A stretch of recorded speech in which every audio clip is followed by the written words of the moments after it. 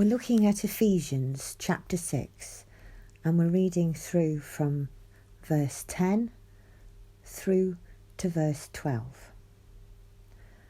Finally, be strong in the Lord and in the strength of his might. Put on the whole armour of God, that you may be able to stand against the schemes of the devil.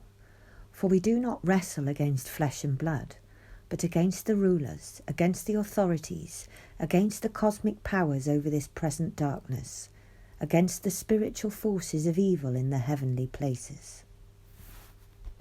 So what are these rulers, authorities, powers and principalities that rally against God and those who love him?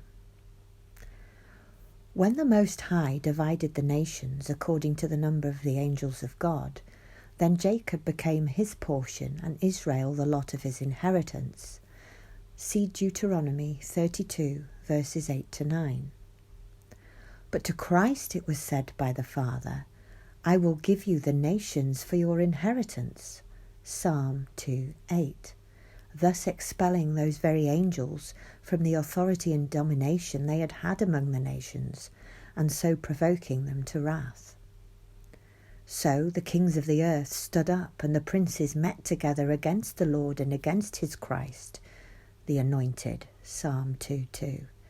Thus they resist us and stir up strife. These are the rulers and authorities Paul here talks about. Where once they had power over the nations, now Christ has been given the nations for his inheritance, and so a battle has commenced. But if Christ should possess the cities of his enemies for an inheritance, see Genesis 22:17, and not possess our own city, what then? Our own city, which is our soul, should be ruled by his ordinances and laws. What does it profit us if he has subjected the whole world to himself, if he does not also conquer his enemies within me?